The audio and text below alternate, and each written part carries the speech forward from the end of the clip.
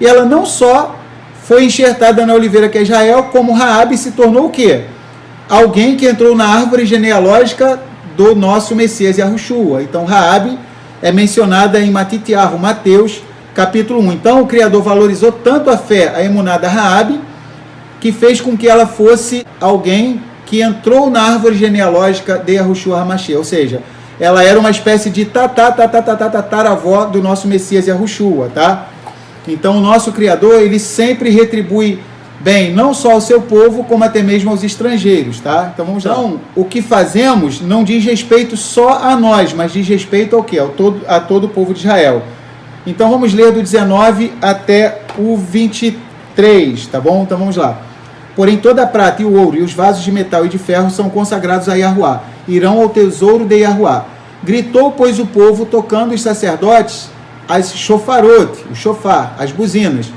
E sucedeu que, ouvindo o povo o sonido do shofar, gritou o povo com um grande grito, e o muro caiu abaixo, e o povo subiu à cidade, cada qual em frente de si, e tomaram a cidade. Olha que coisa maravilhosa. Vamos prosseguir até o 23, tá? E tudo quanto na cidade havia, destruíram totalmente ao fio de espada, desde o homem até a mulher, desde o menino até o velho, até ao boi e ao gado miúdo e ao jumento. Josué e Yahushua, porém, disse aos dois homens que tinham espiado a terra. Olha uma figura das duas casas aí, tá? Judá e Efraim, esses dois homens. Entrai na casa da mulher prostituta e tirai de lá a mulher com tudo quanto tiver, como lhe tendes jurado. Isso traz já uma reflexão para cada um de nós. Nós que somos das duas casas, temos a tarefa de quê? De trazer até mesmo os estrangeiros para o nosso Elohim, tá? Fazer com que eles venham adentrar na comunidade de Israel. Então os dois espias, tá? Receberam essa incumbência. Entrai na casa da mulher prostituta e tirai de lá a mulher com tudo quanto tiver, como lhe tendes jurado. Ou seja, tanto os estrangeiros, tá? As duas casas têm que estar tirando, como até mesmo, não apenas os estrangeiros, tá? Mas Raabe aqui, Raabe é uma tipologia tanto dos estrangeiros, como também Raabe é uma tipologia das duas casas, tá? Ou seja, porque tanto Judá quanto Efraim absorveram muitas coisas do paganismo, tá? Todos os ismos trazem consigo o quê? Paganismos, tá? E no livro de Apocalipse a gente vê que diversas vezes a figura de meretriz, de prostituta, é associada à falsa religião. Então nós que somos do povo de Israel, das duas casas, assim como esses dois espias, temos que chamar tanto os estrangeiros, tá? Para adentrar na comunidade de Israel, como também, tá? Os integrantes das duas casas que ainda estão presos nos ismos, que eles venham abandonar os ismos e venham seguir a Torá e entender que fazem parte do povo de Israel. Versículo 23. Então entraram os jovens, os espias, e tiraram a Raabe e a seu pai, e a sua mãe, e a seus irmãos, e a tudo quanto tinha. Tiraram também a todas as suas famílias, e puseram-nos fora do arraial de Israel. Então Raabe e a sua família passaria um tempo entendendo com mais detalhe como é o convívio com o povo de Israel. Então, o que é interessante é que a emuná dela foi tão genuína que ela foi salva com toda a sua família, mas passaria por um processo o quê? De santificação, de kedushá, tá? Então Raabe, juntamente com a sua família, permaneceu um tempo fora do arraial de Israel, e com certeza diversos israelitas foram lá para ensinar a Raabe e a sua família como eram as coisas mais básicas, mais elementares da Torá, para que Raabe e a sua família pudessem conviver com o povo de Israel, que foi o que de fato aconteceu. E ela não só foi enxertada na oliveira que é Israel, como Raabe se tornou o quê? Alguém que entrou na árvore genealógica do nosso Messias Yahushua. Então Raabe é mencionada em Matitiahu, Mateus, capítulo 1. Então o Criador valorizou tanto a fé, a emuná da Raabe, que fez com que ela fosse alguém que entrou na árvore genealógica de Yahushua HaMashiach, ou seja, ela era uma espécie de tataravó do nosso Messias Yahushua, tá? Então o nosso Criador, ele sempre retribui bem, não só ao seu povo, como até mesmo aos estrangeiros, tá? Então vamos lá. Foram os próprios espiões que resgataram Raabe e a sua família, e as levaram para fora do acampamento de Israel, onde permaneceram até conhecerem a Torá e como conviver com o povo de Israel, segundo transparece no versículo que lemos, que diz que habitou no meio de Israel, né? Então no versículo 25 vem falar isso, que ela habitou no meio de Israel. A casa de Raabe estava no muro da cidade. Nós vemos isso no capítulo 2 de Josué, capítulo 2, versículo 15. De acordo com o trato feito com os espiões, Raabe deveria pendurar um cordão, um fio de escarlata. Então esse fio de escarlata vermelho aponta para a redenção do Messias, tá? Capítulo 2, versículo 18 de Josué. Então as conclusões que os comentaristas chegam: ou esta parte do muro da casa de Raabe não caiu, tá? Ou desmoronou apenas a parte externa sem atingir a janela. Então não temos a máquina do tempo para voltar lá e saber com detalhe o que aconteceu com a casa da Raabe, tá? Mas o fato é que ela foi preservada com toda a sua família, tá bom? Estamos indo para o final. Vamos lá. Vamos ler agora do versículo 24 até o 27 para a gente concluir, tá? Porém a cidade e tudo quanto havia nela queimaram-no a fogo. Tão somente a prata e o ouro e os vasos de metal e de ferro deram para o tesouro da casa de Yahuá. Assim deu Yahushua, assim deu Josué vida à prostituta Raabe.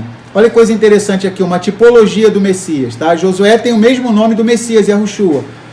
Podemos dizer, assim deu Yahushua Hamashiach vida à prostituta, ou seja, tanto a casa de Judá quanto a casa de Efraim, que estavam envoltas, tá, ao paganismo dos ismos, tá, e até mesmo aos estrangeiros, tá? Assim deu Yahushua vida à prostituta Raabe e à família de seu pai e a tudo quanto tinha, e habitou no meio de Israel até o dia de hoje, porquanto ela escondera os mensageiros que Josué, Yahushua, tinha enviado a espiar a Jericó.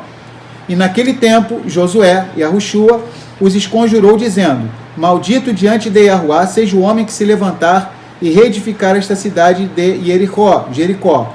Perdendo o seu primogênito, afundará, e sobre o seu filho mais novo lhe porá as portas.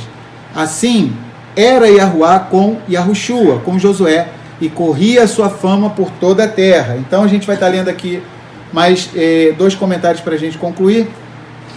Depois da conquista de Jericó, Josué fez jurar o povo de Israel que não reconstruirão a cidade, perpetuando assim a sua conquista milagrosa. O livro de 1 Reis, capítulo 16, versículo 34, relata que o referido juramento afetou a quem tentava reconstruir a cidade. Há no livro de Reis mais um detalhe, que não consta aqui, o de que se tratava da palavra, da ordem de Yahuá. E interessante notar que imperadores de épocas posteriores seguiram o exemplo de Josué, deixando em ruínas as cidades que conquistaram, para perpetuarem a sua vitória. Assim agiram os conquistadores de Troia, os reis da Assíria e os governantes de Roma. Então, depois de Josué, outros reis e governantes passaram a fazer isso, tá? Então, lá no livro de Reis vai falar que realmente alguém foi reedificar a cidade de Jericó e, conforme Josué falou, né? Ou seja, ele fez uma oração imprecatória, tá? Uma punição viria sobre quem levantasse de novo aquela cidade. E lá em 1 Reis, capítulo 16, é relatado que realmente isso aconteceu. Ou seja, o camarada que foi levantar Jericó, o que acontece? Ele perdeu o seu primogênito no começo da reedificação, e quando ele colocou as portas, ele perdeu o filho mais novo dele. Ou seja, então Yahuá honrava as palavras de Josué, tá bom? Então vamos lá. O último comentário.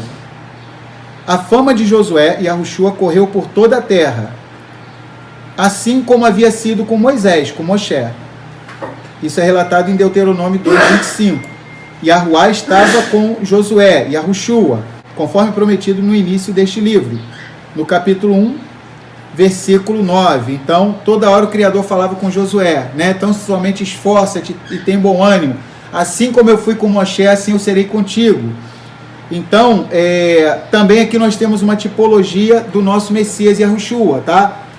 Assim era Yahuá com Josué, Yahushua, e corria a sua fama por toda a terra. Olha que show, que espetáculo. Então, que responsabilidade. Né? Que responsabilidade, né? Então, imagina Josué sabendo que o Criador estava honrando ele, embora a Torá diga que nunca houve um profeta como Moshe, como Moisés, mas o Criador, pelo seu favor imerecido, ele estava concedendo coisas a Josué que até mesmo não haviam sido concedidas a Moisés, a Moshe.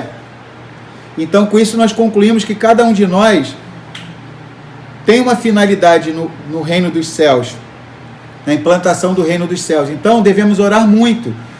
1 Coríntios capítulo 12 e 1 Coríntios capítulo 14 fala sobre os dons, tá? Dom em hebraico é mataná, no plural o quê? Matanot, os dons, as dádivas, os presentes da Ruach HaKodesh, para que venhamos estar estabelecendo o reino de Elohim aqui, através dos nossos ministérios. Então precisamos ficar o quê? Na posição que o Criador nos chamou, tá? Então Paulo diz, em 1 Coríntios 3, Paulo plantou, Apolo regou e quem deu o crescimento foi Elohim, tá? Todavia quem planta não é nada e nem o que rega, mas Elohim que dá o crescimento.